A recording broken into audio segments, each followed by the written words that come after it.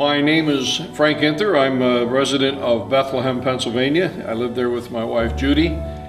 Judy and I have been married for the last 11 years, and I am the station manager of WJCS. That's 89.3 FM in Allentown. Well, I always had a lifelong desire to join the Navy, and I did that right after I graduated from Pottsville High School. And I wanted to try and get in under what they called back then a minority program, where you get in before your 18th birthday. You only had to serve until you're 21 years old, so that would have been 3 years.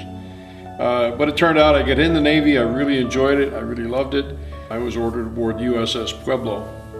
In January of 1968, we were sent out on our first official mission, which was to be off the coast of North Korea.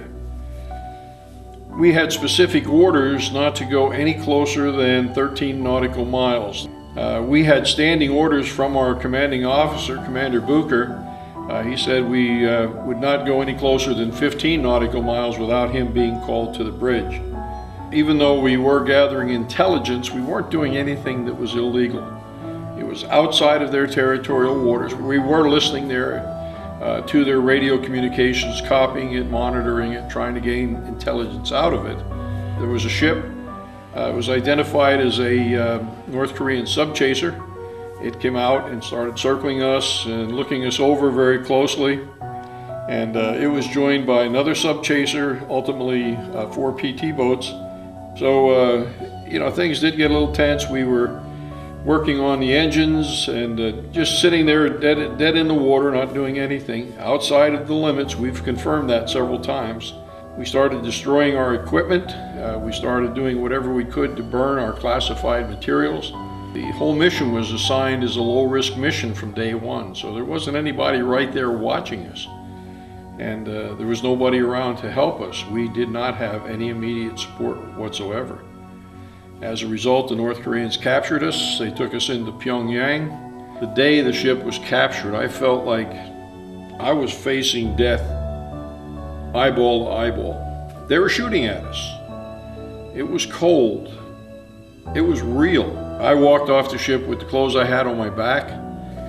We didn't realize it, but that was to be our home for the next 11 months. The initial 6 weeks were probably the worst because there was a lot of interrogations, there was a lot of beatings, a lot of mistreatment. So here I am sitting in this room, just been beaten rather severely. I'm hurting, I'm scared, and I didn't know what to do. I took the pencils and I looked at them and I thought, well, if I hold them up to my heart, they're newly sharpened. I said, if I hold them up to my heart just right and fall over on the desk, I can puncture my heart, and that'll be the end of it. And I just cried out and I said, Lord, please help me, Lord. What am I to do? And at that time I heard a voice. And I've thought of this many, many, many times. This voice was so powerful, so deep, booming voice. And I know it was the voice of God. I didn't hear it in my ears, but I heard it in my mind. And God said to me, trust me. Trust me. Everything's going to be all right. Trust me. And when I heard that, I just felt a feeling just coming right through my whole body. I could feel it just going right down through my whole body. I was being blanketed. I was being protected by the Lord. But I just knew that everything was going to be all right. And it was. It turned out fine. And here I am 40-some years later, still talking about it. Memorial Day was always to honor those who died in our wars for our nation. I know there's other holidays, there's Veterans Day and everything else, but Memorial Day was a day to honor those who died in battle for this great nation. We're losing sight of all that, and there's been an awful lot of sacrifice. I hate to think it would be for nothing.